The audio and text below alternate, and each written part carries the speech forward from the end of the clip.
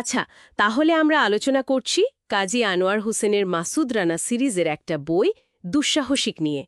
ঠিক বইটা নিয়ে না, বরং আমাদের হাতে আসা বইটার একটা যে রিভিউ বা পর্যালোচনা, সেটার উপর ভিত্তি করে কথা বলবো।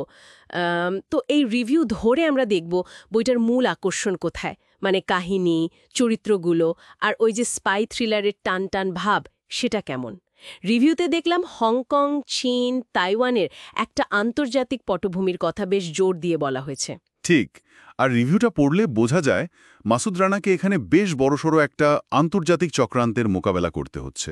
শুধু স্পাইং নয়, এর ভেতরে চোরাচালান আছে, আছে রাজনৈতিক খেলা, এমনকি ব্যক্তিগত প্রতিশোধের ছোঁয়াও, মানে অনেক কিছু মিলিয়ে একটা জটিল পরিস্থিতি।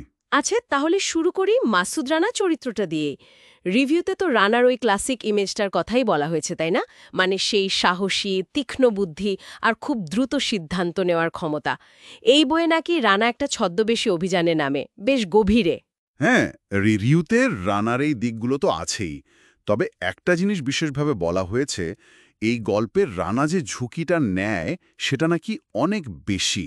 মানে ছদ্মবেশে একেবারে শত্রুর ডেরায় ঢুকে পড়া, যেখানে পদে পদে বিপদ, ধরা পড়ার বা মারা যাওয়ার ভয়। রিভিউয়ার বলছেন এটাই নাকি গল্পের সাসপেন্স অনেক বাড়িয়ে দিয়েছে। ইন্টারেস্টিং তো। আচ্ছা, রানার কথা তো হলো, আরেকটা চরিত্রের কথাও রিভিউতে দেখলাম বেশ গুরুত্ব পেয়েছে, মায়া ওয়াং। তাকে নাকি খুব রহস্যময়ী বলা হয়েছে। ঠিক কি ভূমিকা তার? মানে সে কি রানার বন্ধু না শত্রু? এই ব্যাপারটা কি খোলাসা করা হয়নি? ঠিক ধরেছেন। মায়া ওয়াং চরিত্রটাকে রিভিউতে গল্পে একটা বড় চালিকা শক্তি হিসেবে দেখা হয়েছে। তার আসল উদ্দেশ্যটা, মানে মোটিভেশনটা, পুরো গল্প জুড়েই বেশ ধোঁয়াটে রাখা হয়েছে। এটাই পাঠককে একটা দোটানায় রাখে। মনে হয় সে হয়তো রানাকে সাহায্য করছে, আবার পরক্ষণেই তার কোনো কাজ সন্দেহ জাগায়। এই ব্যাপারটা চরিত্রটাকে বেশ আকর্ষণীয় করেছে।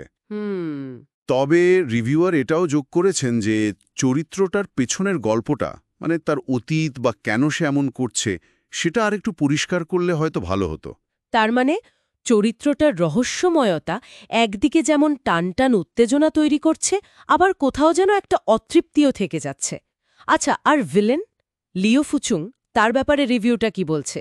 সে কি শুধুই একজন পাওয়ারফুল গ্যাং লিডার? না, রিভিউতে লিও ফুচুংকে শুধু শক্তিশালী বলা হয়নি, বলা হয়েছে ঠান্ডা মাথার আর অত্যন্ত কৌশলী একজন প্রতিপক্ষ।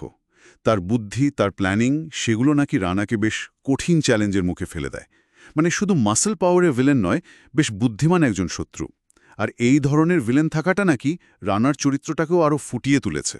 বোঝা যাচ্ছে চরিত্রগুলো বেশ ইন্টারেস্টিং। আচ্ছা, লোকেশন আর অ্যাকশনের ব্যাপারে রিভিউতে কি বলা হয়েছে?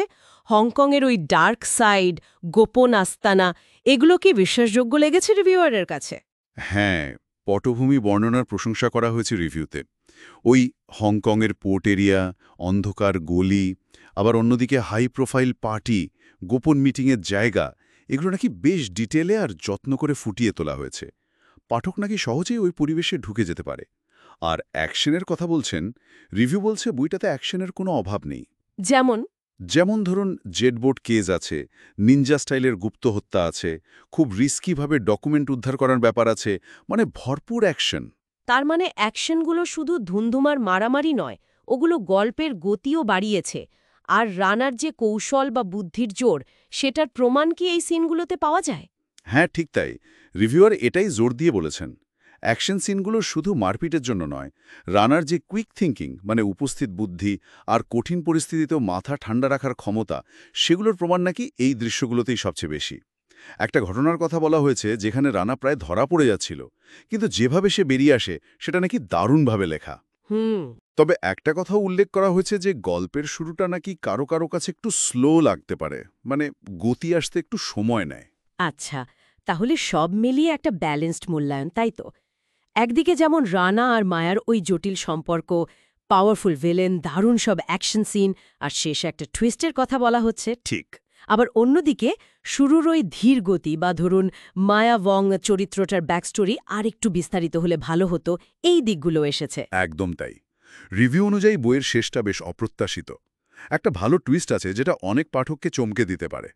আর রানা মায়ার ওই কেমিস্ট্রি বা সম্পর্কের টানাপোড়েন সেটা গল্পের একটা বড় অংশ জুড়ে আছে, যদিও সেটার গভীরতা নিয়ে কিছু প্রশ্ন তোলার জায়গা রিভিউয়ার রেখেছে। তাহলে সারসংক্ষেপে আমরা বলতে পারি এই রিভিউ অনুসারে দুঃসাহসিক একটা ক্লাসিক মাসুদ রানা অ্যাডভেঞ্চার।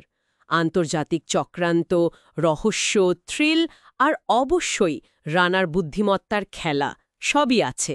কিছু দুর্বলতা হয়তো আছে, কিন্তু মায়া ওয়াং বা লিও ফুজুংয়ের মতো চরিত্রগুলো গল্পটাকে বেশ আকর্ষণীয় করে তুলেছে। ঠিক।